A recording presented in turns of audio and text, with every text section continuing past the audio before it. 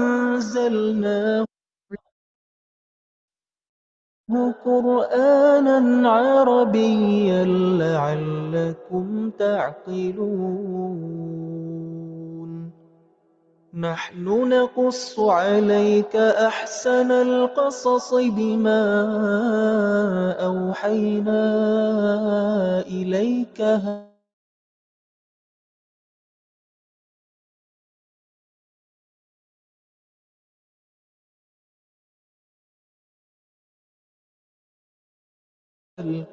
إذ قال يوسف لأبيه يا أبت إني رأيت 11 كوكبا يا أبت إني رأيت 11 كوكبا والشمس والقمر رأيتهم لي ساجدين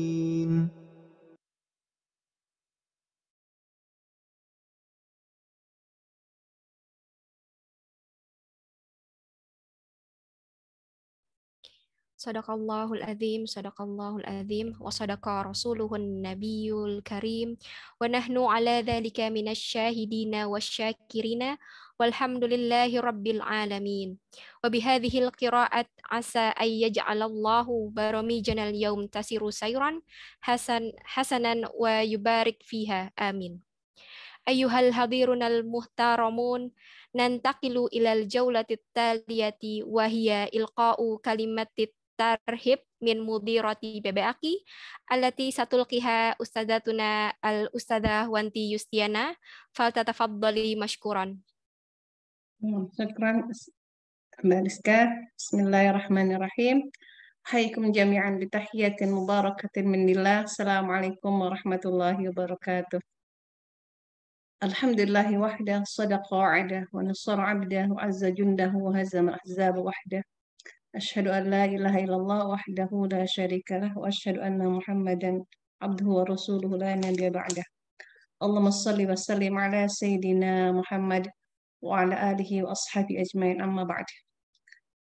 Syukur ke Allah Subhanahu wa taala, dengan izinnya kita bisa bertemu pada siang hari ini di acara dalam rangka memperingati Hari Bahasa Arab Internasional. BBAKI menyelenggarakan kajian sehari mengenal Nahwu Shorof ya. Mudah-mudahan acara ini bisa bermanfaat dan kita juga bisa mendapatkan ilmu yang banyak. Amin ya Allah ya rabbal alamin. Allah Subhanahu wa taala berkalam dalam surat Yusuf, Inna anzalna Qur'anan Arabiyyan la'allakum ta'qilun. Sesungguhnya kami menurunkan Al-Quran itu dalam bahasa Arab agar kamu memahaminya. Jadi sungguh sangat besar dan keutamaan ya kita sebagai umat Islam untuk bisa memahami bahasa Arab ya. Untuk itu BBAKI hadir ya untuk bisa memfasilitasi umat Islam untuk bisa lebih mudah memahami bagi mereka yang ingin menghafal Al-Quran ya. Kemudian tentu ketika kita membaca Al-Quran ya, kita bermunajat ya, kita akan lebih khusyuk ketika kita memahami artinya. Dan juga akan lebih mudah untuk kita memahami dan menghafal hadis ya, serta doa-doa ya, lebih menjiwai ketika kita bisa memahami arti dari doa-doa yang kita baca. Dan juga kita akan lebih mudah memahami ilmu agama karena banyak kaidah yang dibangun di atas ilmu nahwu dan bahasa Arab. Dan terpenting adalah kita bisa lebih khusyuk ya ketika sholat dan dalam ibadah yang lain. Bahkan para salaf dan ulama banyak motivasi.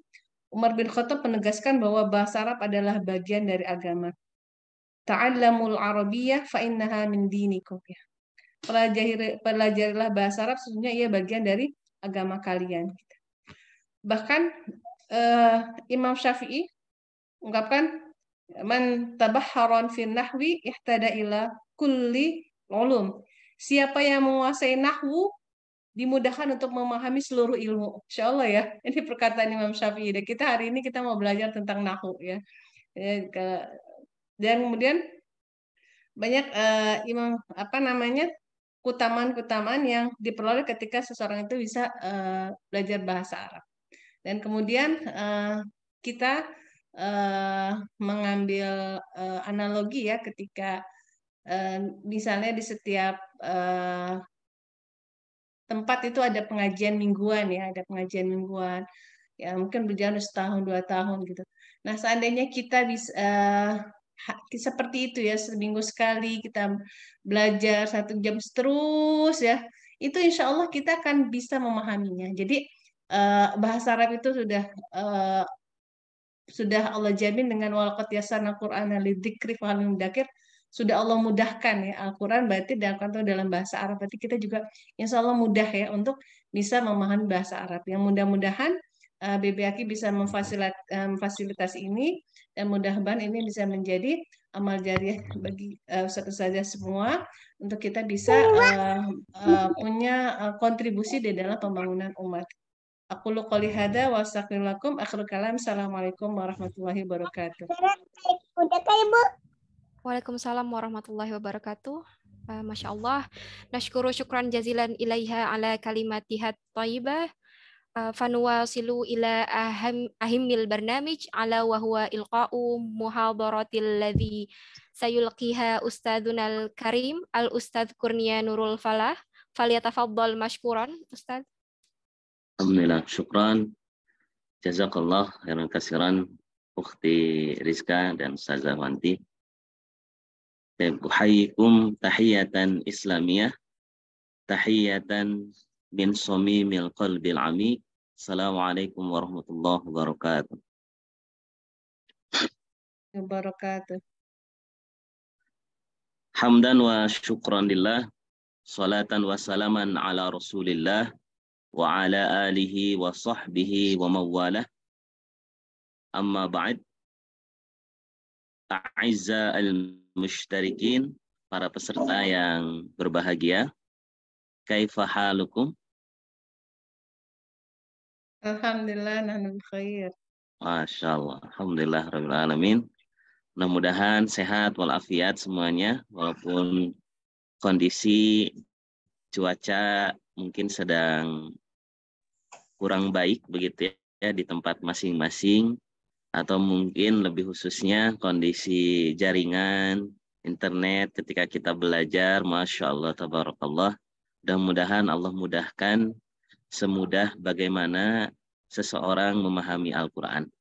Tadi sudah disampaikan oleh Ustazah kita bahwa Al-Quran ini mudah untuk diingat, mudah untuk dipelajari, pun sama dengan bahasa Al-Quran. Jadi Al-Quran ini induknya, gitu ya.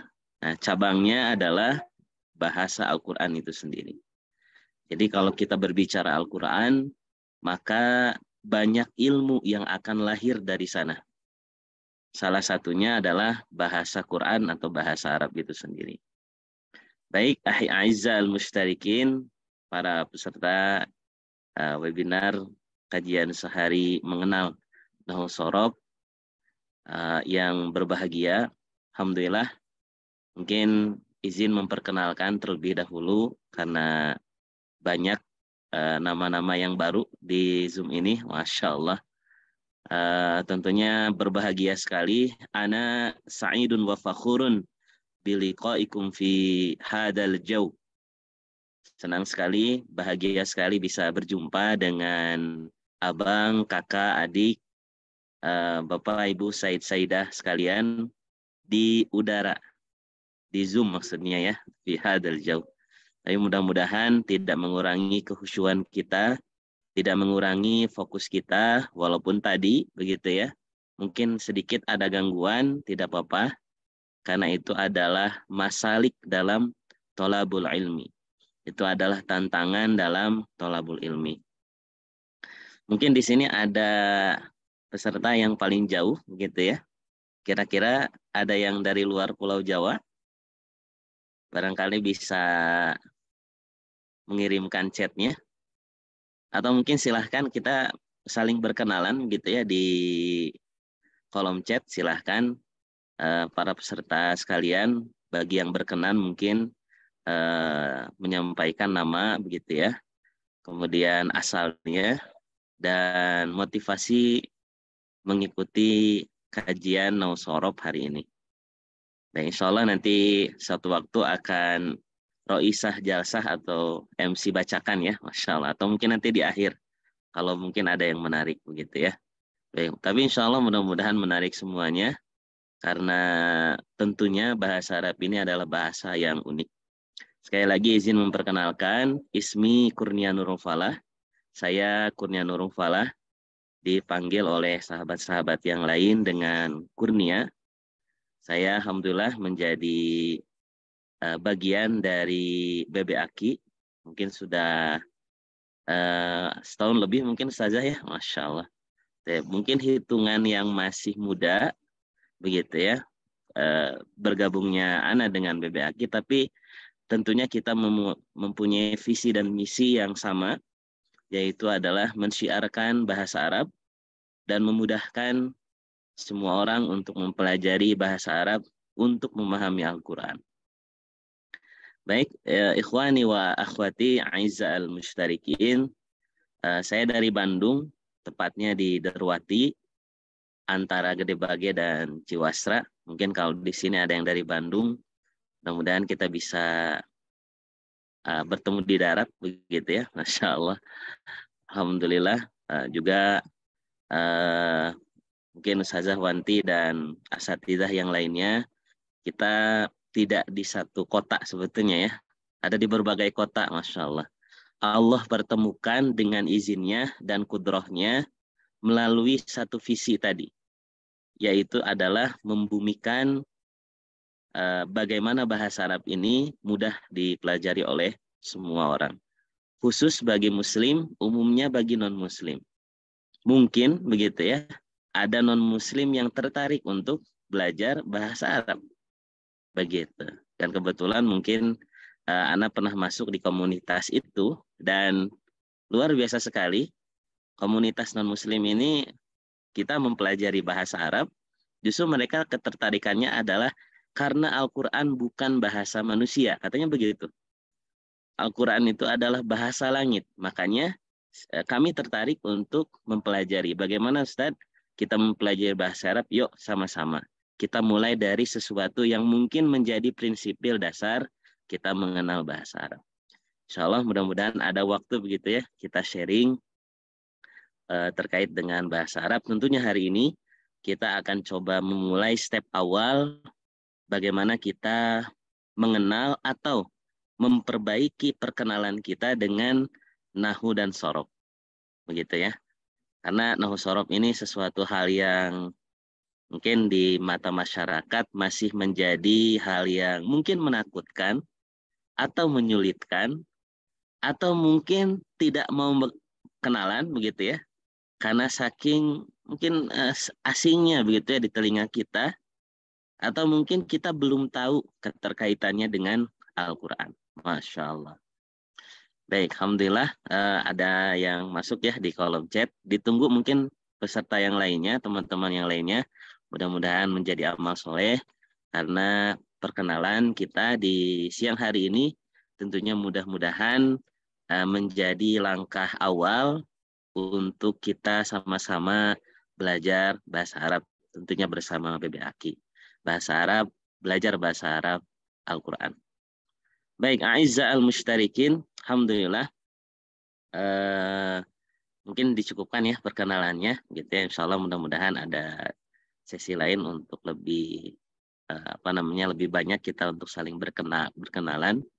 Dan tentunya kesan pertama, tentunya mudah-mudahan dengan BBAKI ini tentunya luar biasa sekali mengadakan acara kajian sehari mengenal Nahwu Shorob di hari yang mana hari ini adalah Hari Bahasa Arab Internasional. Jadi luar biasa sekali begitu. Ini momen yang sangat langka sekali di mana Sayyid dan Sayyidah, ikhwan dan akhwat sekalian bisa berkumpul, mungkin bukan untuk memperingati Hari Bahasa Arab Internasionalnya, tidak begitu ya. Karena bagi kita setiap hari adalah kesempatan untuk berinteraksi dengan Al-Quran dan bahasa Arab. Kita mempunyai kesempatan itu, kesempatan bagaimana kita berinteraksi dengan tilawah, berinteraksi dengan qiraah, berinteraksi dengan tadabbur, berinteraksi dengan tafahum Al-Quran, tentunya dibantu dengan pemahaman bahasa Arab. Baik, izin mungkin kepada semuanya, Ana sebagai pembicara begitu ya.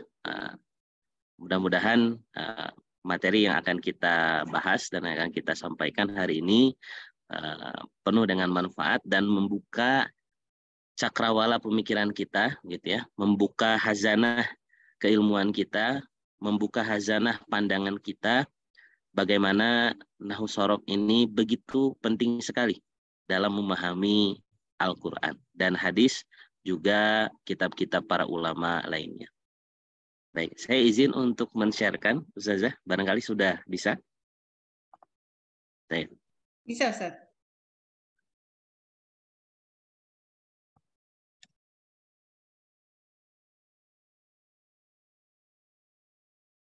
Baik.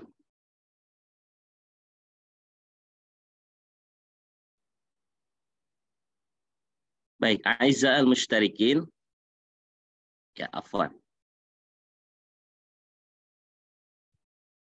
Kita tampilkan. Barangkali sudah kelihatan para peserta semuanya? Ya, sudah, Ustaz. Baik, alhamdulillah. Baik, kita mulai mungkin dari tema terlebih dahulu. Tadi sudah disampaikan bahwa kita akan lebih mengenal hari ini, begitu ya. Mungkin bahasa perkenalan ini bahasa langkah awal, begitu, tidak kemudian kita menjanjikan, begitu, dan juga kita tidak menargetkan bahwa Nahwu Shorof itu langsung masuk ke dalam hati kita, langsung masuk ke dalam pikiran kita hanya dalam 1 jam. Begitu ya. Karena para ulama sepakat, ikhwani wa akhwati, bahwa ilmu itu harus ada sifat mulazamahnya. Artinya terus-menerus, begitu ya, dipelajari. Dan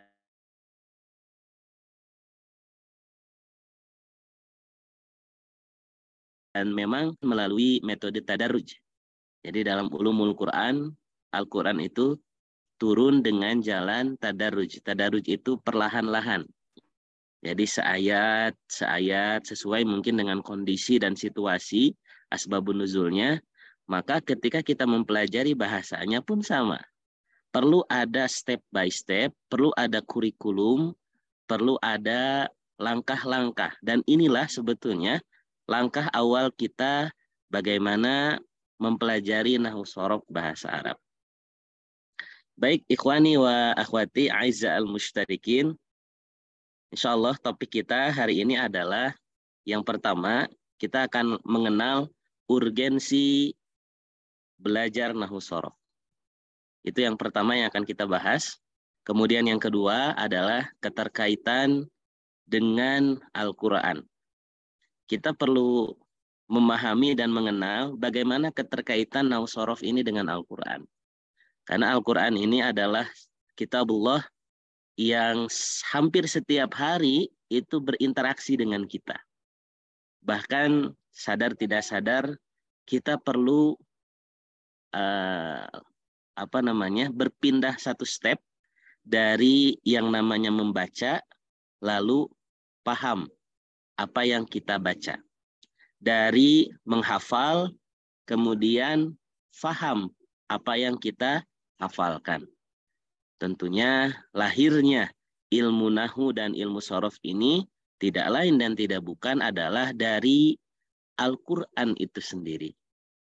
Maka Al-Quran dipahami dengan ilmu-ilmu yang terinspirasi dari Al-Quran itu sendiri, yaitu Nahwu Shorof.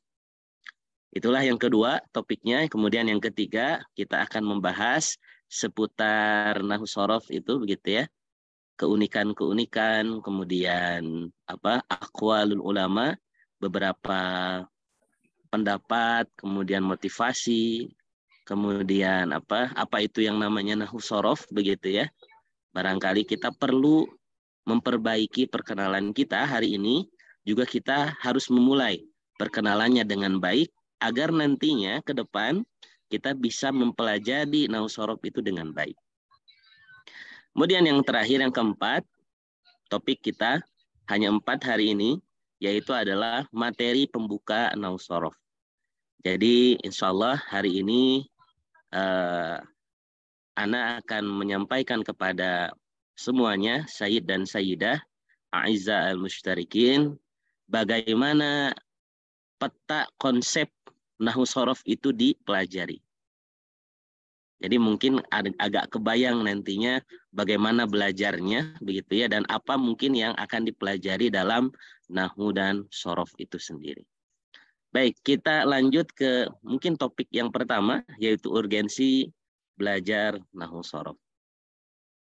A'izza al-Mushtarikin, ketika kita ditanya apa sih sebetulnya pentingnya atau urgensi belajar nahwu shorof, maka jawaban pertama yang muncul adalah bahwa nahwu shorof itu mempermudah kita dalam memahami Al-Quran dan hadis secara detail, secara lengkap.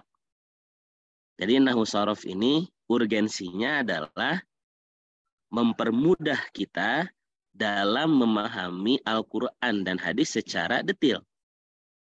Walaupun memang memahami Al-Quran itu menurut kaul para ulama atau ijma para ulama tidak kemudian hanya nahwu shorof saja. Tapi ada 16 cabang ilmu, atau mungkin ada di dalam Jami'ud Durus disebutkan ada 13 cabang ilmu yang lahir dari bahasa Arab itu sendiri, gitu ya, ditambah dengan cabang-cabang ilmu yang lainnya. Jadi nahwu shorof ini adalah 2 cabang ilmu dalam bahasa Arab yang kemudian memahami Al-Quran itu butuh memulai dengan nahwu shorof ini sendiri.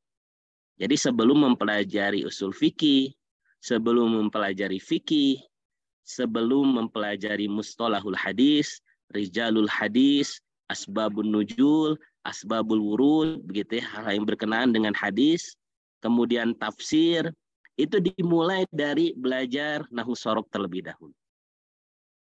Jadi step by step-nya itu jelas bahwa nahwu shorof ini adalah pintu pertama, bahkan dikatakan oleh para ulama, gitu ya, tadi disampaikan oleh Ustazah Wanti bahwa nanti akan disitir kembali, begitu ya, bahwa Imam Syafi'i menegaskan bahwa man tabahharo, gitu ya, nanti akan dijelaskan.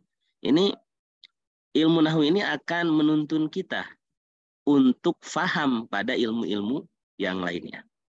Baik, bagaimana tuntunannya akan kita simak baik-baik hari ini, A'izza al-Mushtarikin. Itu yang pertama. Mempermudah kita dalam memahami Al-Quran dan hadis secara detail. Kemudian yang kedua, A'izza al-Mushtarikin, yang kedua ini adalah tidak kalah penting, yaitu menjaga kita dari kesalahan memaknai kalimat-kalimat bahasa Arab.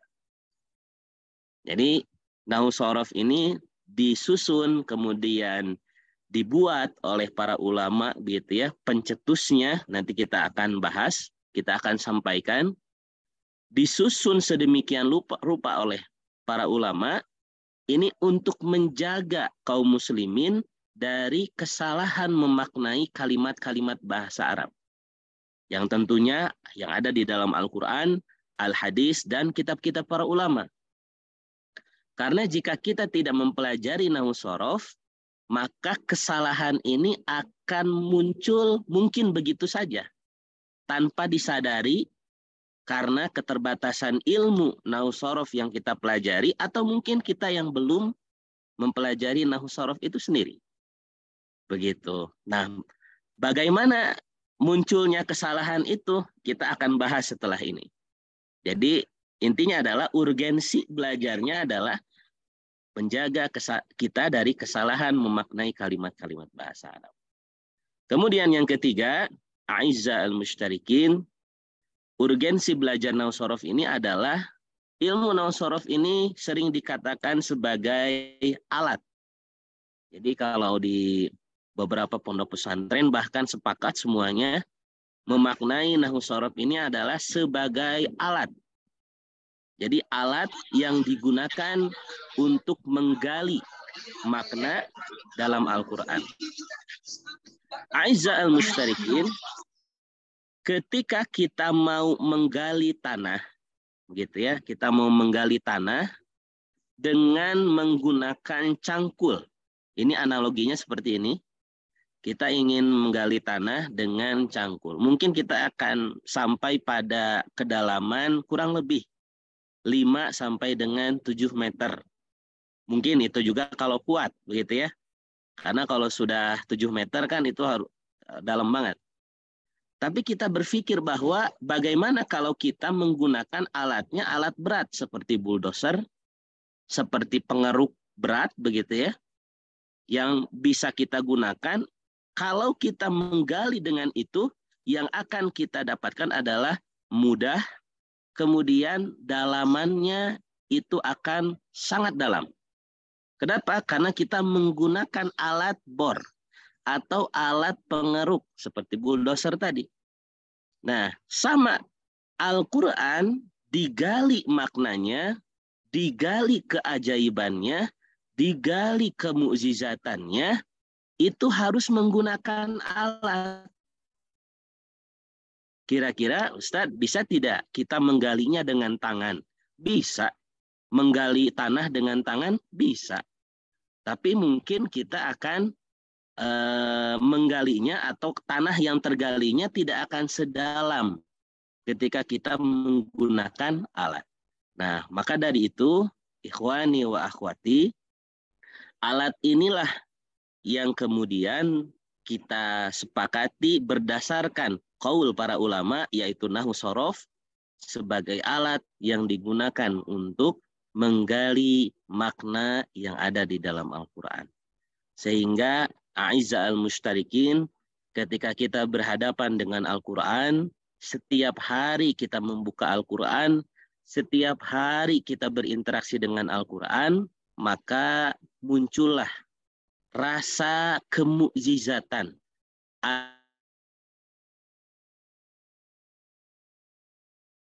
atau lezat ilmu untuk menggalinya. Tadi dikatakan bahwa ketika kita berdoa, gitu ya, Ustazah Wanti mengatakan kepada kita, menyampaikan kepada kita bahwa ketika kita berdoa, maka apakah doa yang kita lantunkan itu faham artinya, faham kedudukannya, faham maknanya, dan posisi kita itu seperti apa ketika bersikap dalam berdoa, beradab dalam berdoa. Maka mempelajari bahasa Arab, nahwu shorof tentunya khususnya, maka akan mempermudah memahami setiap doa yang kita lantunkan kepada Allah Subhanahu wa ta'ala. Jadi inilah alat untuk menggali makna di dalam Al-Quran. Kurang lebih ada 3 urgensi yang kemudian coba sama-sama dirangkum. Belajar nahwu shorof itu kepentingannya mungkin ada 3. Pertama, mempermudah. Yang kedua, menjaga dari kesalahan. Kemudian yang ketiga, kebutuhan kita sebagai alat untuk menggali makna Al-Quran. Kemudian, ikhwani wa akhwati, ini yang mungkin tadi sempat dibacakan begitu ya, disampaikan. Qala al-Imam Syafi'i rahimahullah, Imam Syafi'i dengan tegas mengatakan bahwa man tabahhara fin nahwi ihtada ila kullil ulum. Barang siapa yang menguasai ilmu nahwu. Nah, ilmu nahwu ini sering disebut sebagai bahasa Arab itu sendiri. Karena ilmu nahwu ini adalah tadi cabang dari bahasa Arab. Ketika kita mengatakan ilmu nahwu, berarti kita sedang mempelajari apa? Bahasa Arab itu sendiri. A'izza'al mushtarikin, mungkin di antara kita ada yang sudah mempunyai anak, begitu ya. Nah, kalau anak kita gitu ya, dipuji oleh orang lain, maka kita akan ikut senang. Begitu kan?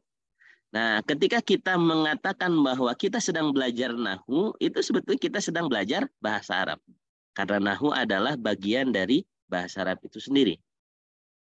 Maka jaminannya begitu ya, atau isyarat, bukan jaminan, isyarat yang disampaikan oleh Imam Syafi'i, ihtada ila kullil ulum. Maka ia akan tertuntun menguasai setiap ilmu. Dan ini dicatat dalam kitab Syazaratul Dhahab, juz kedua, halaman 407. Mungkin dari ikhwan dan akhwat ada yang punya kitabnya, silahkan nanti dicek. Kemudian Imam Syafi'i pun menambahkan, man lam yadhuk dhulla ta'allumi sa'atan tajarra'a dhulla jahli tula hayati. Ini perkataan mungkin perkataan yang masyhur dari beliau begitu ya. Barang siapa yang tidak merasakan pahitnya belajar sesaat saja, maka ia akan meratapi pahitnya kebodohan sepanjang hidupnya. Nah, mungkin kalau kita sambungkan dengan perkataan beliau yang tadi, maka barang siapa yang tidak merasakan pahitnya belajar nahwu shorof gitu ya, sesaat saja mungkin kita akan menyesal di kemudian hari. Nah, gitu. Atau kita meratapi pahitnya kebodohan sepanjang hidupnya. Nah, inilah ikhwani wa akhwati aizal mushtarikin gitu ya, sedikit menyampaikan pengalaman bahwa keterkaitannya dengan Al-Qur'an. Ada seorang polisi begitu ya di Purwakarta, dulu anak sempat tinggal di Purwakarta, yang kemudian belajar Al-Quran sama-sama begitu ya, belajar Al-Quran secara private dengan anak gitu ya, di usianya yang luar biasa sekali. Mungkin kalau sekarang sudah usia 60 ya begitu, karena 10 tahun ke belakang, jadi di usia 50 tahun mendekati usia pensiun begitu ya, tapi masih belajar, mohon maaf begitu ya, masih belajar Al-Quran secara dasar. Dan kata-kata yang membuat anak tergugah waktu itu adalah Ustadz atau Kang gitu ya, waktu itu disebutnya gitu ya, Kang, saya ingin sekali lancar, minimal lancar dulu belajar bahasa Arab, lancar membaca Al-Quran gitu. Kemudian setelah lancar, saya ingin belajar bahasa Arab dengan Akang. Saya tentunya merasa sangat menyesal di usia tua ini begitu ya, saya tidak belajar di masa yang muda. Maksudnya itu. Tapi waktu itu saya tegaskan kepada beliau ini yang belajar begitu ya, dengan mungkin kalau sekarang sudah pensiun begitu ya. Jadi tidak ada yang namanya terlambat. Kita mempunyai portofolio bagaimana di usia 40, 50, bahkan mungkin mudah-mudahan ada portofolionya Ustazah. Kita di usia 60 begitu ya, atau mau menginjak 60, kita masih ada peserta. Artinya BBAQ ini masih terbuka begitu ya untuk teman-teman baik yang di kalangan muda begitu ya, bahkan anak-anak begitu ya, luar biasa sekali cerianya, bahkan sampai kesan dan pesannya tadi sudah kita sama-sama saksikan, yang tentunya intinya adalah mari kita belajar nahwu shorof begitu ya, sesaat saja tidak apa-apa, itu kata Imam Syafi'i, sesaat saja begitu. Mudah-mudahan dengan sesaat ini atau mungkin dengan hari ini begitu ya, menjadi awal begitu ya, pintu keterbukanya hati dan pikiran kita, hazanah pandangan kita terhadap nahwu shorof itu sendiri. A'izzal mushtarikin, selanjutnya adalah bagaimana, ini topik yang kedua, kaitan nahwu shorof dengan Al-Quran. Baik, nah inilah yang kemudian materi yang kedua yang tidak kalah pentingnya dari urgensi tadi, menguatkan topik yang pertama bahwa qala ta'ala fi suratil Hijr, a'udzu billahi minasyaitonir rajim, bismillahirrahmanirrahim, inna nahnu nazzalna dzikra wa inna lahu lahafizun. Yang kurang lebih terjemahnya adalah sesungguhnya kamilah yang menurunkan Al-Quran dan pasti kami pula lah yang memeliharanya. Jadi Al-Quran ini atau yang kemudian di dalam Al-Quran disebut az-dzikra, lafadznya az-dzikra, itu untuk dipelajari. Jadi sesuatu yang diingat begitu ya, dipelajari. Ini kenapa Allah tidak memakai atau menggunakan lafaz inna nahnu nazzalnal Qur'an. Atau mungkin inna nahnu nazzalnal kitab. Tapi Allah menggunakan lafaz az-zikra. Ternyata para ulama di beberapa tafsir sepakat bahwa Al-Quran ini bersifat untuk dipelajari. Atau Al-Quran ini bersifat untuk diingat. Gitu ya, az-zikra itu kan ingatan atau mengingat. Jadi tadi sudah disampaikan bahwa walaqad yassarnal Qur'ana lidzikri, begitu ya. Ustazah menyampaikan kepada kita walaqad yassarnal Qur'ana lidzikri. Nah, lidzikri ini adalah untuk diingat, untuk dipelajari. Maka Allah memberikan challenge kepada kita, Allah memberikan tantangan kepada kita, fahal min mudzakir. Apakah kita berada di bagian orang-orang yang mengingatnya atau mempelajarinya, gitu ya? Ini sudah mudah loh, begitu kata Allah. Kalau bahasa kita gitu, ini udah mudah loh, begitu ya. Kamu mau nggak belajarnya, gitu, mempelajarinya? Nah, kira-kira seperti itu. Nah, kita kembali ke kaitan nahwu shorof dengan Al-Quran. Apa sih sebetulnya kaitan nahwu shorof dengan Al-Quran? Ternyata kaitannya adalah kita semua kaum muslimin yang mempelajari nahwu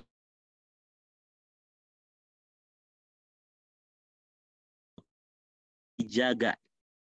Secara hakikat dijaga oleh Allah Subhanahu wa taala, maka secara syariatnya, secara duniawinya itu adalah kita menjadi ladang amal soleh. Ketika kita mempelajari nahwu shorof, maka kita menjadi bagian dari menjaga Al-Quran itu sendiri. Nah, maka apa demikian ikhwani wa akhwati, karena mungkin bisa saja Al-Quran ini diputar balikan harokatnya. Al-Quran ini diputar balikan huruf-hurufnya. Atau diganti dengan huruf-huruf yang lain.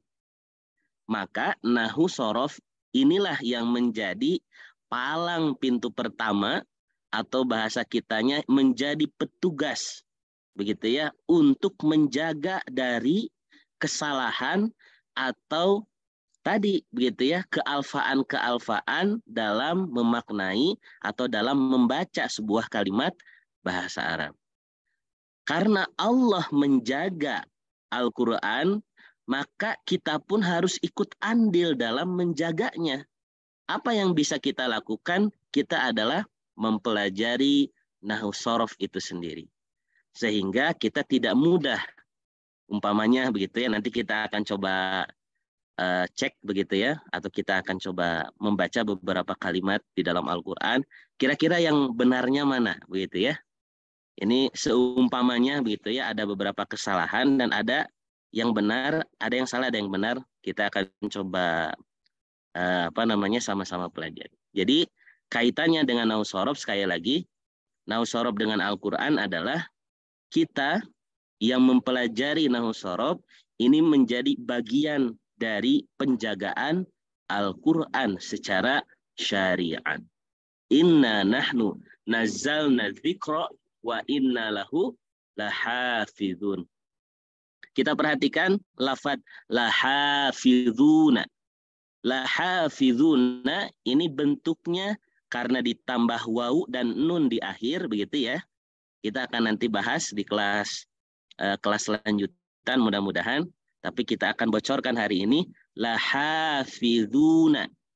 Kalau ada kata gitu ya, bahasa Arab, kata bahasa Arab yang diakhiri oleh una gitu ya, aiza al-mushtarikin, sebuah kata bahasa Arab yang diakhiri oleh apa? Una, itu maknanya banyak. Begitu ya, maknanya banyak atau jamak.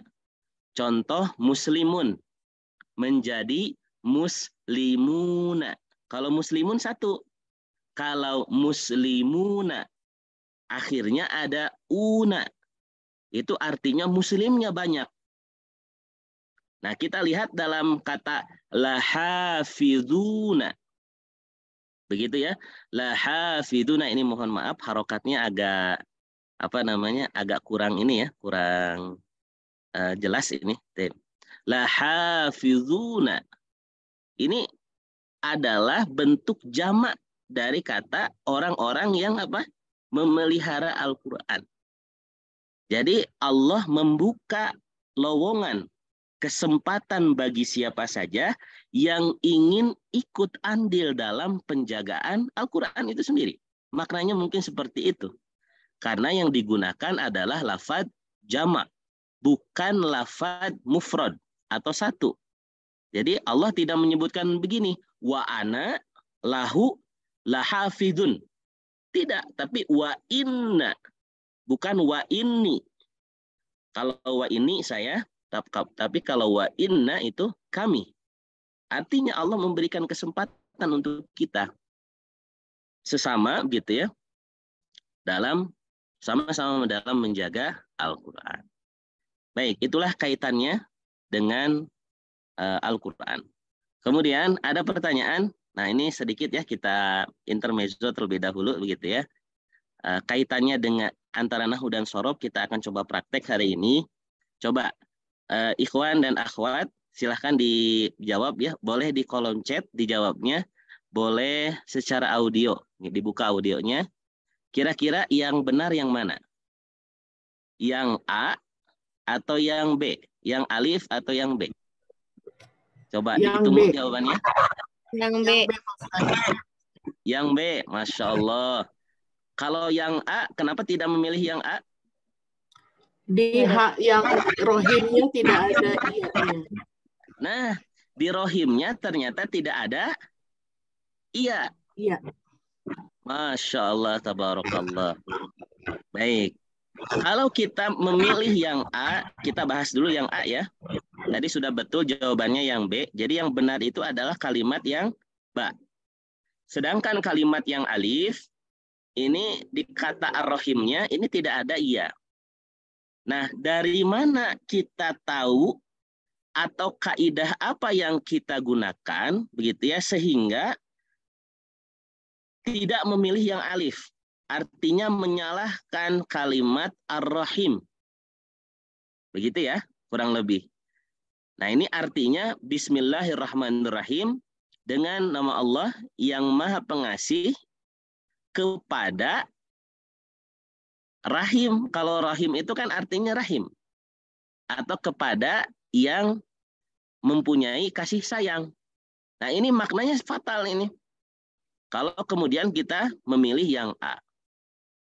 Nah, kalau yang B tentunya ini sudah betul. Karena Bismillahirrahmanirrahim. Ar-Rahim di sini adalah maknanya yang Maha Penyayang. Oke. Kalau yang atas, ar-rahimnya ini menjadi maf'ul atau objek. Artinya dengan nama Allah yang Maha Pengasih kepada yang Maha Penyayang. Atau bukan kepada yang Maha Penyayang, kepada rahim. Tuh. Ini maknanya akan salah ketika kita mengurangi satu huruf yang namanya iya sukun. Begitu ya. Sekali lagi, inilah keterkaitan nahwu dan shorof. Nah, bahasan apa yang kemudian bisa menentukan atau memilih antara ar-rahim dan ar-rahim itu ada di ilmu shorof. Bagaimana kita mempelajari bentuk-bentuk atau pola-pola kalimat bahasa Arab yang digunakan di dalam Al-Quran. Sehingga kita meyakini bahwa ar-rahim dengan iya ini benar. Sedangkan kalau tanpa iya maknanya akan beda. Yaitu tadi maknanya apa? Ar-rahim itu rahim. Begitu. Kurang lebih seperti itu. Prakteknya atau keterkaitannya antara nahwu shorof dengan Al-Quran. Coba sekali lagi. Kira-kira ini mana yang benar? Yuk, sama-sama kita jawab apakah yang A atau yang B. Yang A, innama yakhsyallaha min ibadihil ulama'u. Atau yang B, innama yakhsyallahu min ibadihil ulama'a. Ini perbedaannya ada di lafaz Allah dan ulama. Silakan barangkali ada yang mau menjawab di kolom chat. Atau di audio, silahkan dibuka audionya.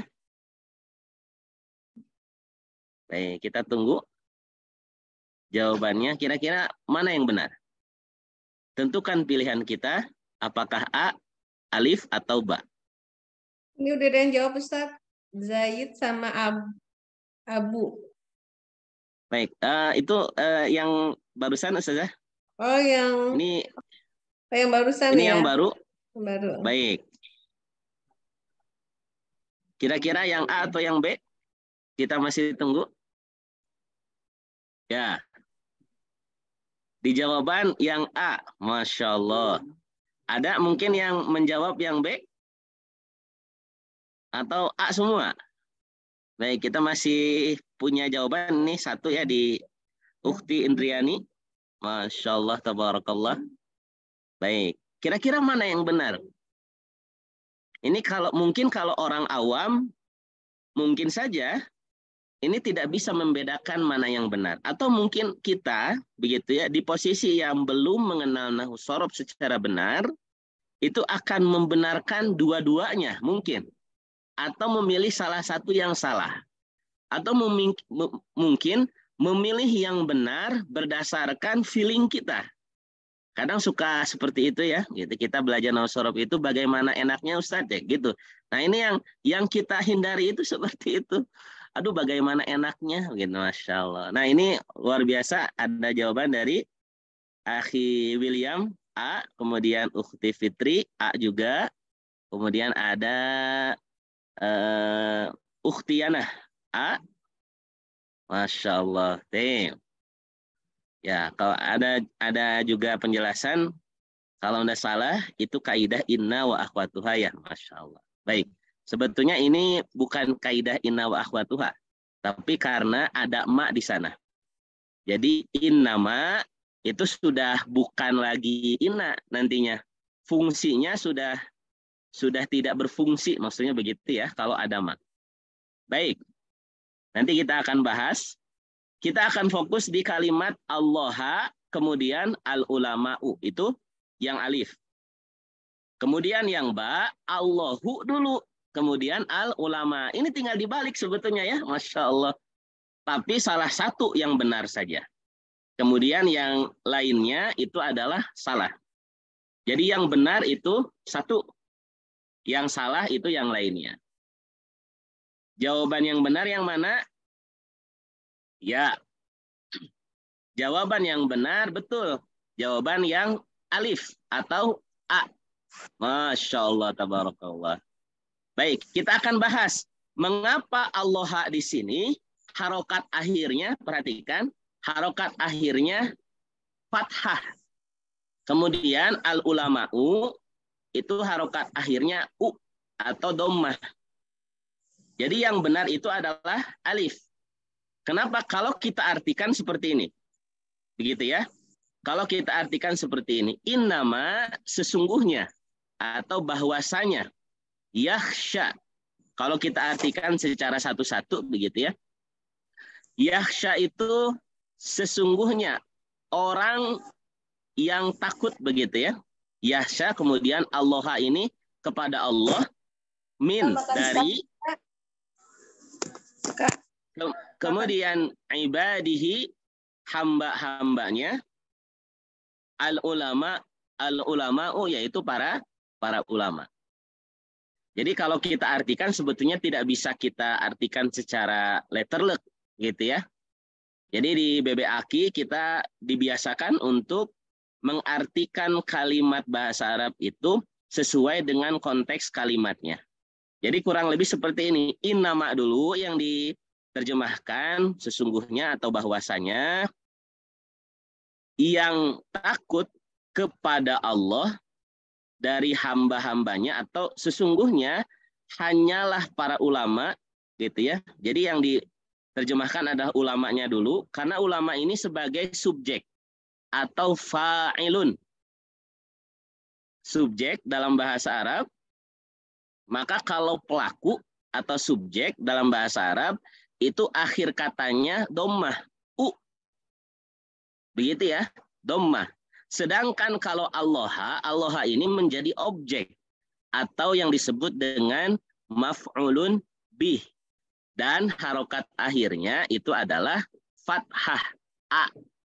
Jadi kalau ada kata benda begitu ya khususnya diakhiri dengan harokat fathah itu menjadi objek.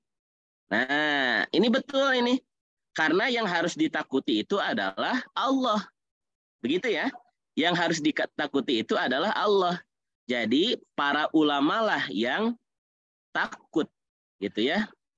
Jadi ulama di antara hamba-hamba Allah gitu ya. Itu yang takut kepada Allah. Nah ini ikhwani sekalian, yang betul memang yang alif. Sedangkan yang B ini salah. Kenapa salah kira-kira? Karena Allah itu di sini sebagai pelaku atau subjek. Maka yang takut di sini adalah Allah. Kemudian al-ulama-nya menjadi maf'ulun bih. Menjadi maf'ulun bih. Kenapa menjadi maf'ulun bih? Karena dia diakhiri dengan fathah. Maka kira-kira artinya seperti ini. Sesungguhnya hanya Allah lah di antara hamba-hambanya yang takut kepada para ulama. Tuh. Jadi kebalik gitu ya. Harusnya kan Allah yang ditakuti. Malah kalau yang B ini salah dalam memaknai. Maka tadi sejalan dengan urgensi bahwa Nahwu Shorof ini menjaga kita dari kesalahan-kesalahan memaknai sebuah kalimat. Hanya dari perubahan harokat akhir. Inilah yang kemudian bisa kita temukan dalam ilmu nahwu dan ilmu shorof. Tentunya yang dalam slide ini innama yakhsyallaha min ibadihil ulama'u ini ditahqiq begitu ya, atau diyakini atau dipelajari dalam ilmu nahwu begitu. Baik, alhamdulillah syukran bagi peserta yang sudah menjawab ya. Mudah-mudahan nanti ada sedikit atau mungkin ada door prize Ustazah, insyaallah gitu ya, atau sedikit hadiah atau mungkin sedikit ucapan selamat insyaallah dari anak begitu ya, Masya Allah luar biasa, atau mungkin nanti akan dihubungi secara khusus insyaallah. Baik, syukran. Kemudian kita lanjutkan. Nah, yuk kita lanjutkan kepada seputar ilmu nahwu. Nah, apa itu ilmu nahwu?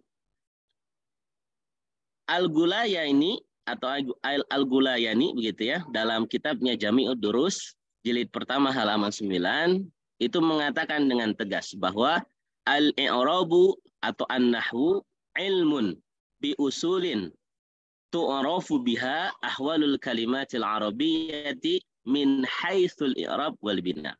Jadi ilmu nahwu itu kita kenalan dulu nih, sudah mulai pengenalan. Nahwu itu ilmu dengan berbagai kaidah pokok. Jadi ada kaidah-kaidah pokok begitu ya dalam ilmu nahwu itu. Dengan kaidah tersebut maka kita mengetahui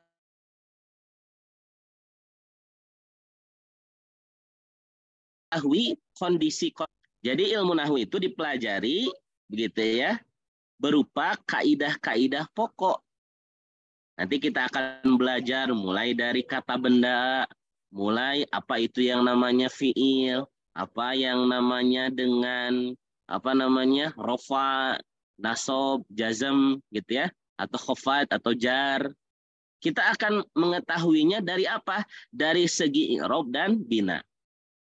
Baik, sekali lagi kita akan mempelajarinya dari segi i'rab dan bina. Jadi sekali lagi nahwu itu ada beberapa kaidah pokok begitu ya yang bisa kita pelajari. Kemudian inilah yang kita sebut sebagai fokus ilmu nahwu. Tadi sudah disebutkan bahwa kondisi kata-kata bahasa Arab itu dipandang dari segi i'rab dan bina. I'rab itu apa sih sebetulnya? I'rab itu adalah perubahan. Ini harusnya perubahan ya. Perbubahan, harusnya perubahan. Mohon maaf ada salah ketik begitu ya. Perubahan harokat akhir kata bahasa Arab. Jadi harokat akhirnya itu berubah-ubah seperti tadi. Al-ulama'u, kemudian al-ulama'a. Kalau kita membaca al-ulama'u itu menjadi subjek, menjadi fa'il. Kemudian kalau ulama'a itu menjadi maf'ulun bih atau yang kemudian kita sebut sebagai objek. Baik. Sekali lagi, A'izzah al-Mushtarikin, dalam ilmu nahwu kita akan fokus mempelajari apa yang namanya dengan i'rab. Karena sesuai dengan ta'rif atau definisi yang tadi, kita akan mengetahui kondisi-kondisi kata-kata bahasa Arab itu dari segi i'rab yang pertama. Jadi harokat itu ada 4, begitu ya. Dalam ilmu nahwu itu ada 4. 1 dhammah, kemudian yang kedua fathah, yang ketiga kasroh, dan yang keempat sukun. Nah, begitu. Jadi dalam ilmu nahwu itu ada 4. Hanya ada 4, begitu ya. Harokat yang kemudian nanti akan saling berubah. Dari dhammah ke fathah, dari fathah ke jar. Tentunya kondisi-kondisinya akan berbeda-beda, ikhwani wa akhwati. Itu yang pertama. Kemudian yang kedua, ada yang kita sebut sebagai bina. Jadi bina itu adalah tetapnya harokat akhir kata. Jadi ada yang tetap, walaupun di awal tetap seperti itu. Di akhir, di tengah, di mana-mana akan tetap harokat akhirnya. Begitu. Kurang lebih seperti itu. Kemudian, nah ini ada contoh begitu ya, ilustrasi yang pertama terkait dengan i'rab. Kita bisa baca begitu ya, lihat di slide. Yang pertama adalah idza quri'al Qur'an, idza quri'a 'alaihimul Qur'anu la yasjudun. Baik. Idza quri'a 'alaihimul Qur'anu la yasjudun. Baik, contoh-contoh di sini sengaja Ana ambil dari Al-Qur'an begitu ya. Mungkin nanti bisa dicatat dan dicari bareng-bareng begitu ya, mudah-mudahan. Ini adalah contoh dari Al-Qur'an begitu ya. Idza quri'a 'alaihimul Qur'anu la yasjudun. Perhatikan di sana ada lafaz Al-Qur'an. Nah, Al-Qur'anu harokat akhirnya apa? Ya, betul. Dhammah. Harokat akhirnya dhammah. Kemudian yang ba, perhatikan. Sama-sama Al-Qur'an tapi harokatnya berbeda. Walaqad yassarnal Qur'ana lidzikri. Nah, ini yang tadi disampaikan oleh Ustazah Wanti begitu ya. Walaqad yassarnal Qur'ana. Ini tadi Al-Qur'anu. Sekarang Al-Qur'ana. Nah, yang ketiga, yang jim, wa nunazzilu minal Qur'ani ma huwa syifa.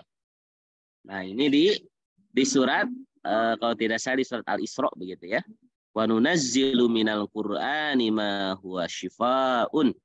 Nah, di sini lafaz Al-Qur'annya dibaca Al-Qur'ani. Masya Allah. Ini walaupun sama katanya, tapi harokat akhirnya beda-beda. Nah, ini yang kemudian disebut sebagai i'rab. Perbedaan, sekali lagi, perbedaan harokat akhir akan menentukan perbedaan makna. Makna yang alif yang pertama, Al-Qur'annya sebagai subjek, artinya Al-Qur'an itu dibaca. Pengganti dari subjek ya, begitu. Atau yang kemudian disebut sebagai naibul fa'il. Naibul fa'il atau pengganti subjek atau pengganti fa'il itu harokat akhirnya dhammah.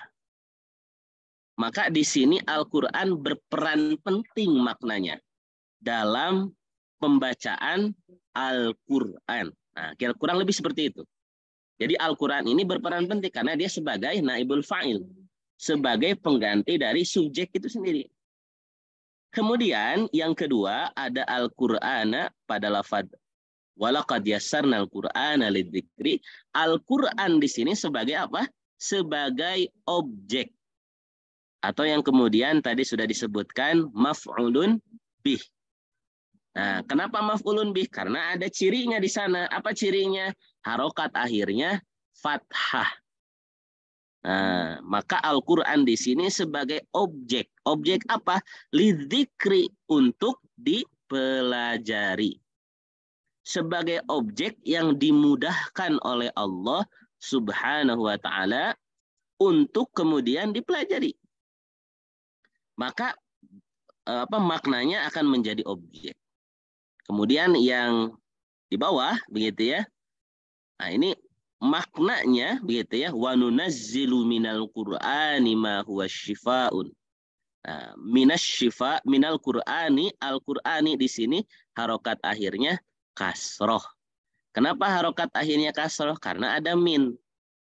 Sebelumnya ada lafaz mina. Min termasuk harfu jar. Nanti akan kita pelajari di kelas lanjutan begitu ya, mudah-mudahan.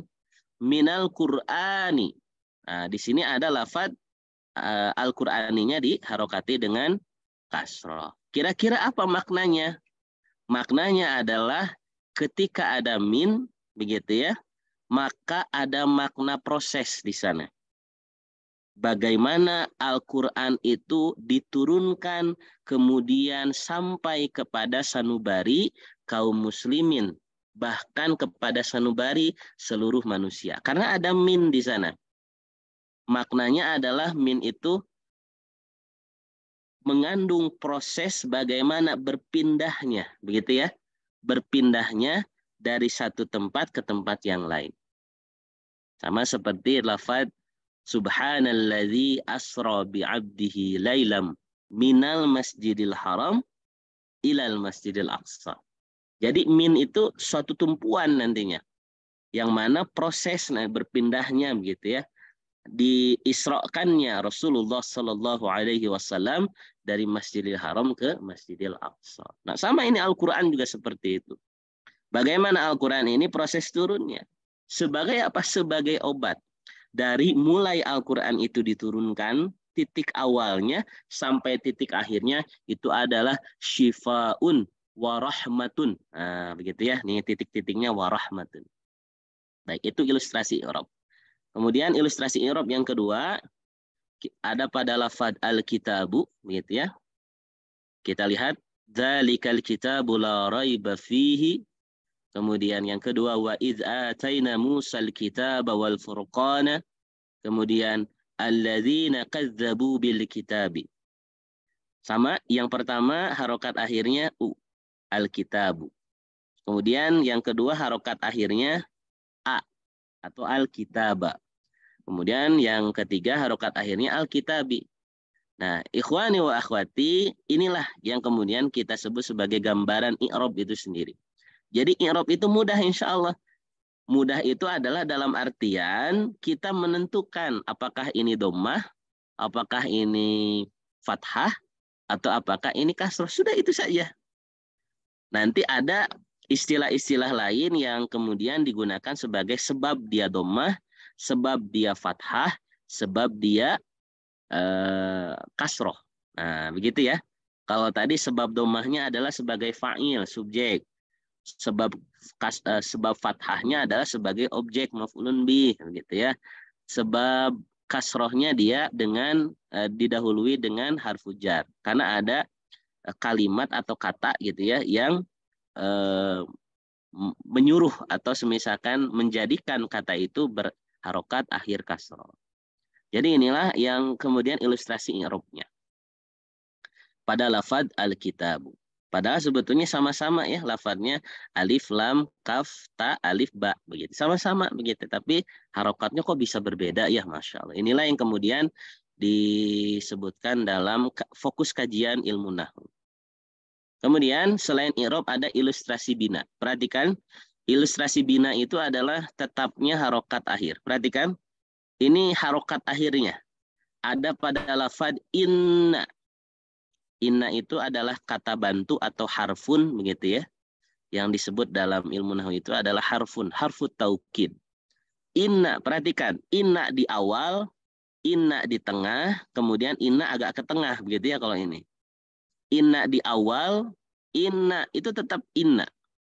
Di tengah tetap inna juga. Kemudian terakhir anna. Nah, ini mah ada anna karena di tengah-tengah ya begitu. Walaupun sebelumnya ada bi. bi anna. Bi itu kan harfu jar, Ustaz. Harfu jar itu kan harus mengkasrohkan kata selanjutnya. Betul.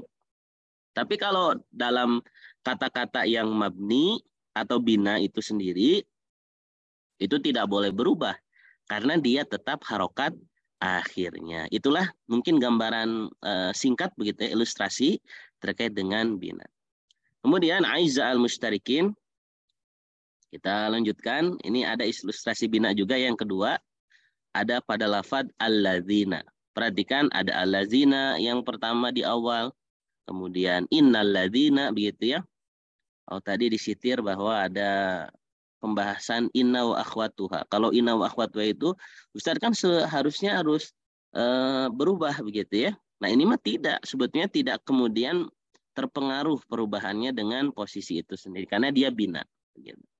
Kemudian ada minal ladzina. Kenapa tidak dibaca minal ladzini begitu ya?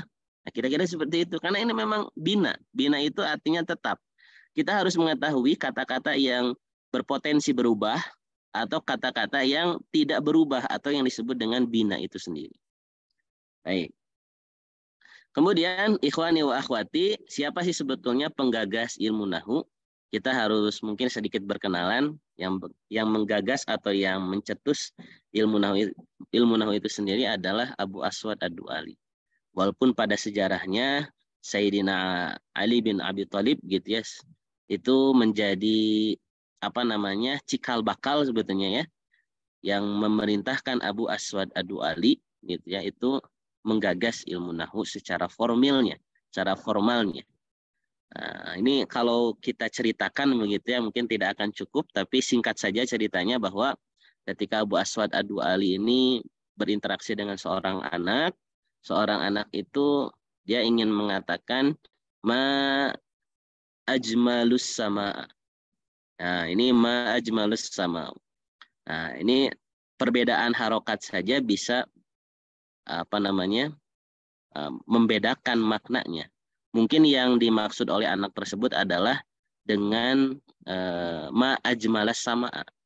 Jadi bukan ma ajmalus sama. Maka dikoreksi oleh beliau Abul Aswad Ad-Du'ali, "Hayna, kamu harusnya mengatakan ma ajmalas sama.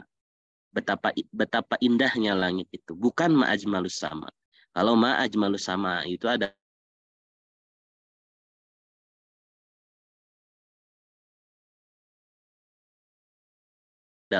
apa yang kita sedikit begitu ya mengenal sorof secara singkat saja.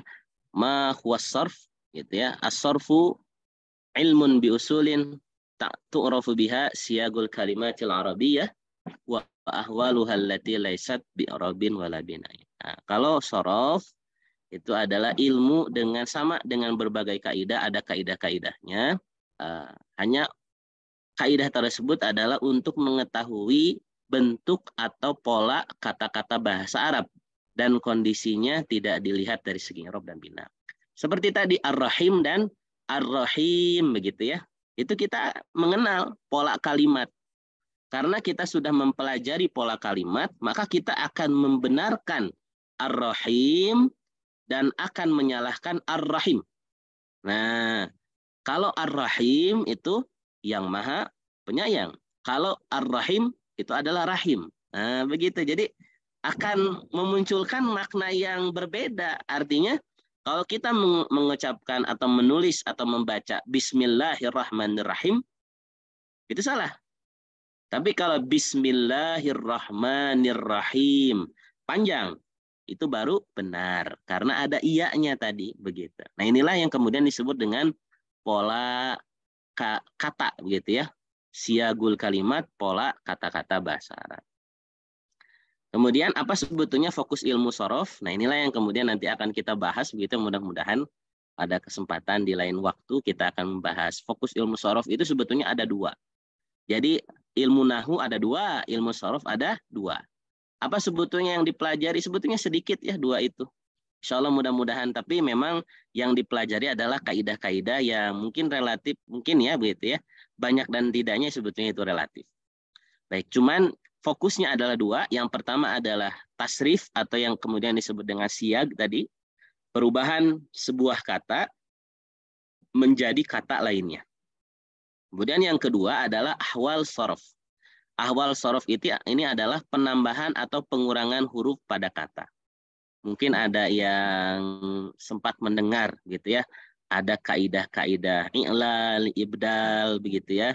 Atau mungkin kaidah-kaidah ta'nis, tazkir, kemudian ifrad, kemudian tasniyah. Itu adalah kaidah-kaidah awal sorof. Baik, kita lihat di sini ilustrasi tasrifnya. Baik, ini ilustrasi tasrif begitu ya. Yang pertama ada hamida yahmadu hamdan. Alhamdu. Nah, ini perhatikan dari kata hamida ini banyak nih begitu ya. Jadi yahmadu, jadi hamdan, jadi alhamdu. Nah, inilah kita akan belajar pola-pola tasrif itu sendiri. Kemudian yang bawahnya ada ya'budu, ada ta'budu, ada a'budu, ada na'budu. Begitu ya.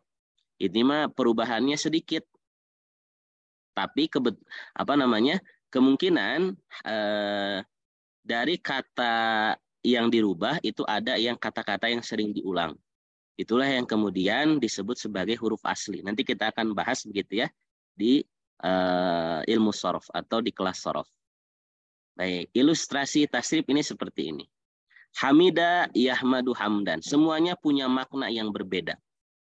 Begitu ya. Seperti tadi ar-rahim dan ar-rahim gitu. Itu polanya kan berbeda. Begitu. Kemudian yang kedua ada ilustrasi ahwal sorof. Kita perhatikan yang pertama ada muslimun menjadi muslimatun. Kemudian yang muslimun jadi muslimani. Yang ketiga ada muslimun jadi muslimun. Nah, ini ahwal sorof seperti ini, begitu ya. Jadi yang muslimun dan muslimatun kok sama maknanya atau katanya hampir sama, betul, tapi ada perbedaan. Ditambah tak merbuto. Begitu ya. Nah, ini maknanya akan berbeda. Yang pertama muslimun muslim laki-laki, kalau muslimatun muslim perempuan. Sama halnya dengan muslimun muslimani. Kemudian muslimun muslimun. Nah, inilah yang kemudian disebut dengan ahwal sorof. Kondisi-kondisi dalam ilmu sorof. Baik. Kemudian kita lanjutkan gitu ya. Nah, siapa penggagas ilmu sorof? Ilmu sorof itu digagas oleh Mu'adz bin Al-Harra. Begitu ya.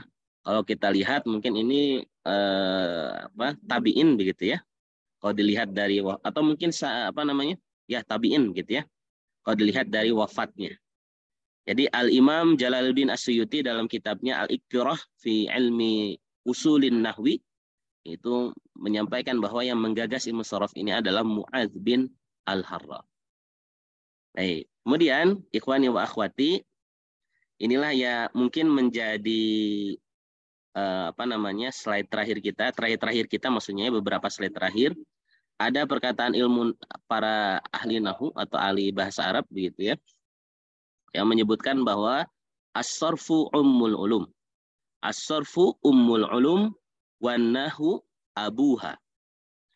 Ilmu sorof itu induknya semua ilmu. Sedangkan nahwu merupakan ayahnya.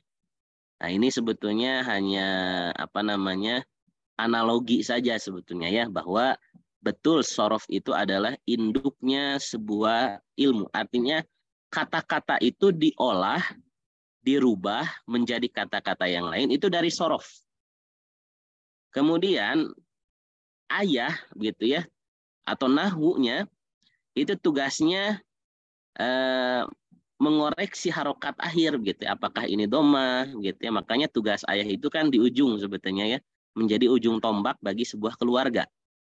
Jadi ibunya itu persoalan dalam begitu ya. Jadi kalau umpamanya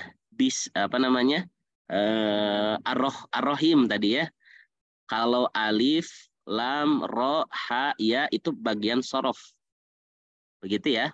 Tapi kalau menentukan harokat akhir itu bagian ayahnya, yaitu ilmu nahwu. Nah, ini sebuah kiasan saja. Maka dari itu, ikhwani wa akhwati, inilah kurang lebih peta atau konsep secara umum atau pintu pembuka kita dalam memahami ilmu nahwu dan sorof itu sendiri. Baik, kita lihat di sini ilmu nahu, ketika ilmu nahu dan sorof ini digabungkan atau dinikahkan begitu ya bahasanya gitu ya, atau dibahas atau dikuasai secara bersamaan, maka pembahasannya menjadi 3. Sekali lagi ilmu nahu dan sorof ini begitu ya, kita lihat di sini itu pembahasannya menjadi 3. Yang pertama, Aizza al-Mushtarikin, ada yang fokus pada al-kalimatu. Ada yang tahu al-kalimatu itu apa? Artinya kata. Gitu ya. Jadi al-kalimatu itu akan dibahas dalam ilmu nahu dan ilmu sorof. Nah, begitu ya, kurang lebih seperti itu. Jadi ilmu nahu dan ilmu sorof itu sebetulnya 2 ilmu yang tidak boleh dipisahkan.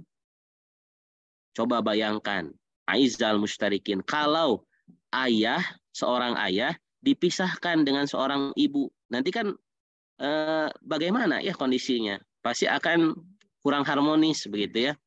Maka inilah yang kemudian tadi disebutkan as-sarfu ummul ulum wan nahu abuha. Nahu sorof ini mesti kita pelajari. Begitu. Jadi tidak hanya cukup, Ustaz, saya mah ingin belajar nahu saja begitu ya. Itu tidak cukup. Nanti ada yang pilih kasih begitu ya, gitu ya, katanya pilih kasih. Sorofnya tidak dipelajari. Nah ini makanya kalau nahu dan sorof dipelajari maka akan muncul 3 bagian. Ini secara peta konsepnya. Yang pertama al-kalimatu, yaitu kata, tadi betul. Contohnya adalah baitun. Perhatikan di sini ada kata baitun. Nah, baik, inilah fokus nanti akan dikaji dalam ilmu nahu dan sorof. Bagaimana kajiannya begitu ya? Kalau kajian ilmu nahu, tadi ingat harokat akhir dan tetap atau berubahnya. Maka di sini sudah betul nih baitun. Karena di awal kata atau di awal kalimat, itu harokat akhirnya dhammah atau u. Itu kaidah pertama yang kita pelajari dalam ilmu nahu. Mubtada itu di pertama. Kemudian fa'il itu di pertama juga sebetulnya fa'il itu. Tapi posisinya di kedua setelah fi'il. Baik. Baitun, perhatikan di sini akata. Gitu ya. Kemudian yang kedua ada al-murakkabu. Al-murakkabu. Kalau dalam bahasa kita al-murakkabu itu adalah frasa. Begitu ya. Sekali lagi al-murakkabu itu apa? Frasa. Jadi kita akan mempelajari frasa. Frasa itu adalah gabungan dari 2 kata. Begitu ya. Umumnya kalau bahasa Indonesia kan frasa itu seperti rumah sakit. Nah, begitu ya. Rumah sakit. Atau frasa banyak ya frasa itu. Nah, frasa dalam bahasa Arab itu pun sama sebetulnya. Ada irisannya dengan bahasa Indonesia yaitu al-murakkabu. Contohnya di sini ada baitun kabirun. Nah, ini belum menjadi sebuah kalimat, masih murakkab. Artinya gabungan dari beberapa kata tapi belum menjadi sebuah kalimat. Ini baitun kabirun, ada tambahan kabirun. Nah, bagaimana supaya menjadi sebuah kalimat? Maka di yang ketiga ini ada al-jumlah. Al-jumlah itu dalam bahasa kita adalah kalimat. Maka ditambahlah isim isyarah hadza baitun kabirun. Nah, ini sudah menjadi sebuah kalimat. Mengapa menjadi sebuah kalimat? Karena ada polanya. Pola menentukan sebuah kalimat. Yang pertama ada kalimat jumlah ismiyah. Jumlah ismiyah, insya Allah nanti akan kita pelajari lebih dalam ya. Baik, supaya penasaran saja sebetulnya ya. Begitu, Masya Allah. Jadi sekali lagi, kita mempelajari nahwu sorof ini akan melahirkan 3 poin penting. Yang pertama adalah bahasannya adalah terkait dengan kalimat, al-kalimatu, maksudnya kata ya, al-kalimatu itu. Kemudian al-murakkabu frasa. Kemudian yang terakhir, yang ketiga ini adalah al-jumlah. Baik. Maka ilmu nahwu dan sorof ini tidak akan keluar dari 3 poin ini. Sekali lagi, tidak akan keluar dari 3 hal ini. Baik, kita lihat satu lagi mungkin ilustrasinya. Bagaimana ilmu nahwu dan sorof ini contohnya saja ya. Kalau tadi baitun, sekarang contohnya ummun. Ummun untuk contoh kata. Kemudian untuk frasanya al-murakkabu yaitu Ummu Muhammadin. Nah, kita akan mempelajari juga frasa begitu ya. Frasa itu ada frasa A, frasa B, frasa C begitu ya. Kita akan pelajari insya Allah di mungkin sesi lanjutan begitu ya, karena frasanya itu banyak. Baik. Salah satu yang mungkin banyak digunakan adalah frasa murakkab idofi atau frasa idofat gitu ya. Kita akan mempelajari nanti konsep mudhof dan mudhof ilaih. Nah, ini kita akan mempelajari mudhof ilaih. Ini kenapa Muhammadin, tidak Muhammadan, tidak Muhammadun. Nah, karena kita sudah mempelajari konsep murakkabnya idofi. Murakkab idofi mudhof ilaihnya harus kasroh. Nah, ini kemudian kita akan pelajari nanti ya di kemudian.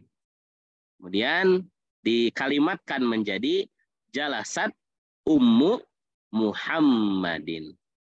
Alhamdulillahirabbil alamin. Ikhwani wa akhwati, tamma nadwatuna hadzal yaum. Dicukupkan seminar kita, webinar kita hari ini. Alhamdulillahirabbil alamin. Jika ada pertanyaan atau informasi silahkan menghubungi begitu ya. Insya Allah Ana sangat berluang waktu untuk ikhwan dan akhwat sekalian. Barangkali ada yang ingin berkonsultasi silahkan. Ini nomor kontak Ana begitu ya. Ada email, kemudian ada Instagram. Silahkan sama-sama kita menyambung silaturahmi, silatul ilmi. Atau mungkin barangkali begitu ya. Ustaz, kira-kira lanjutannya bagaimana? Mungkin boleh menghubungi Ana atau boleh nanti akan diinformasikan kembali begitu ya. Di akhir ada pengumuman mungkin dari Ustazah. Baik, alhamdulillahirabbil alamin. Syukran ala husil ihtimam. Ila liqa min qarib. Sampai jumpa di waktu yang dekat. Itu saja mungkin ikhwani wa akhwati. Masya Allah, tabarakallah. Mudah-mudahan tambah semangat ini. Tambah tambah girohnya tambah tinggi. Tentunya untuk semakin dekat kita berinteraksi dengan Al-Quran melalui pemahaman-pemahaman yang berdasarkan ilmu-ilmu bahasa Arab atau ilmu nausorof. Saya mohon izin untuk menutup nadwah ini dan saya kembalikan kepada MC selaku pembawa acara. Tafadholi wa naktafi bi kalimatil hamdalah akhiran salaman. Assalamualaikum warahmatullahi wabarakatuh. Waalaikumsalam warahmatullahi wabarakatuh. Waalaikumsalam.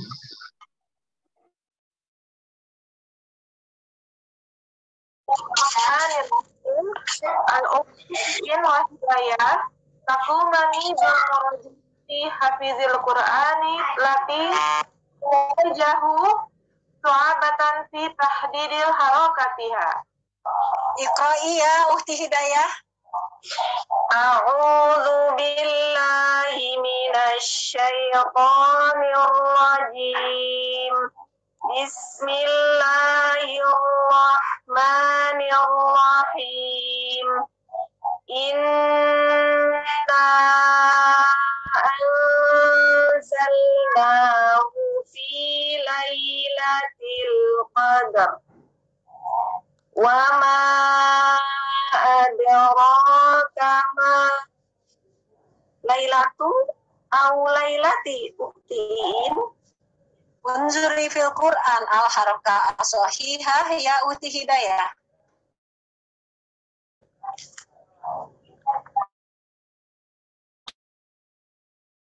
Oh lailatu wa ma adraka ma lailatul qadar.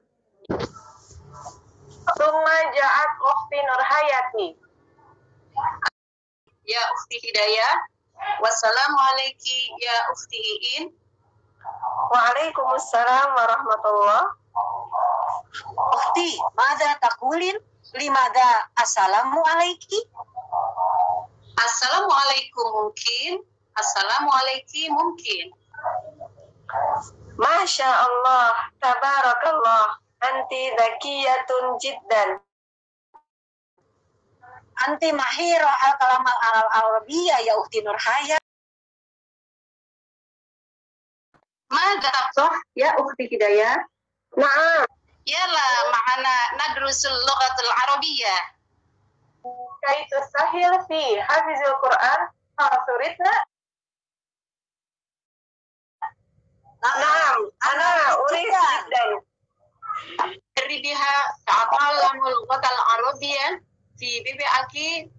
سنلتقي في يوم الثلاثاء صباحا في الساعة 7 مع أستاذتنا أستاذة إيكا.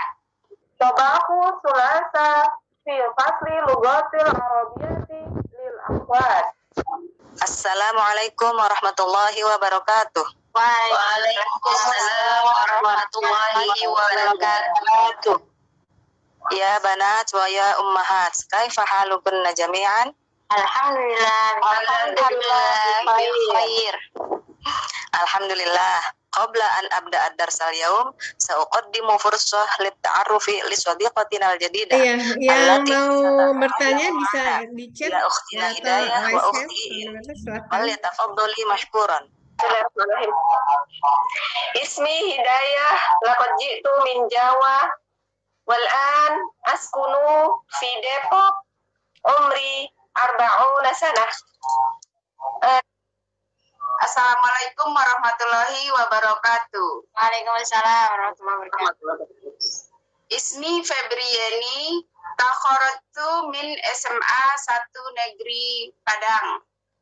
Askunu fi Qaryat Gunung Putri. Fi Madinati Bogor. Hiwayati at-tabaq. Ya. Ismi Irsati. Askunu fi Kabupaten Bogor. Baiti, Ana min Sumatera Utara. Yati jitu min Ciledug Tangerang. Ismi Rahma Widya Sari. Wa askunu al-an fi Depok. Ismihuli an uqaddimu nafsi ana Rika Astriawati. Yani daripada Lampung. Indah Wahyuningsih. Ya ukhti Nurhayati wa ukhti Intan wa ukhti Indah.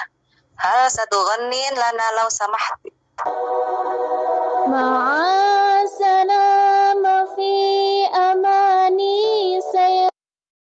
Ya, baik. Alhamdulillah. Tadi adalah contoh penampilan dari murid BBAK ya. Barangkali ada yang mau ditanyakan, silakan.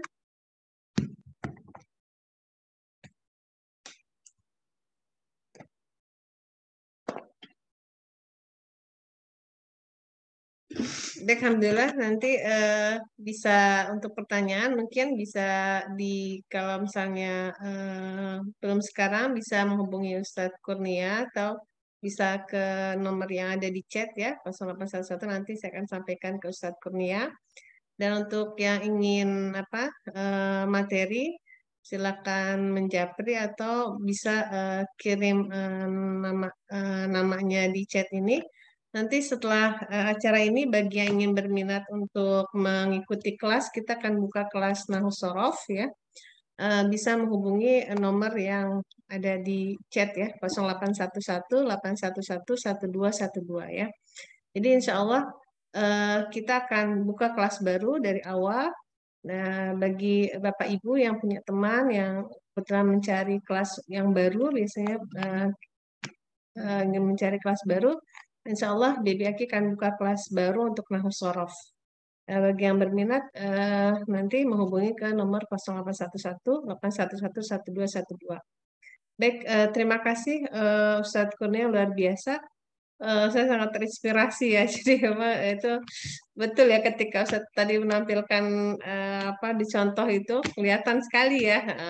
Ini oh ya ini karena ini ya. Jadi nah itulah BBAK berusaha untuk terus mengaplikasikan bahasa Arab ini ke dalam Al-Qur'an ya. Jadi kita mengharapkan ustadz-ustadzahnya nanti itu setiap pembelajaran itu selalu mengintegrasikan ya. Jadi selalu menerapkan bahasa Arab itu dalam Al-Qur'an sehingga ketika kita membaca Al-Qur'an kita lama-kelamaan akan terbiasa gitu. Terus ini seperti ini, kaidahnya seperti ini gitu ya. Alhamdulillah, terima kasih. Baik, bisa dilanjut, Mbak Rizka, silakan. Ya. Syukran jazilan ala ulumihin nafi'ati asa yanfa'ana kullama sami'na. Amin. Wal'an nuwasilul barnamijul akhir yakni al-ikhtitam walakin qabla dhalika nasta'fikum haqqal isti'af law wajadtum minna akhta' fi athna'il baramij thumma hayya nakhtatim baramijana bikiraatil hamdalah jama'atan alhamdulillahi rabbil alamin. Akhirul kalam. Wassalamualaikum warahmatullahi wabarakatuh. Waalaikumsalam warahmatullahi wabarakatuh. Jazakumullah. Waalaikumsalam Mungkin bisa kita sambil warahmatullahi foto-foto yang bisa buka kameranya. Mbak Rizka boleh foto. Ya.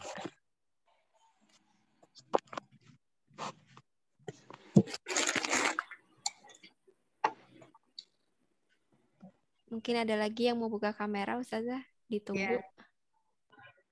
Silakan. Ya, lanjut aja Mbak Rizka, nggak apa-apa. Ya, bismillah. 1, 2, 3. Iya, Mbak Vivit boleh tulis nomor handphonenya di chat ya Mbak Vivit ya. Nanti saya coba hubungi kembali ya. Terima kasih semuanya.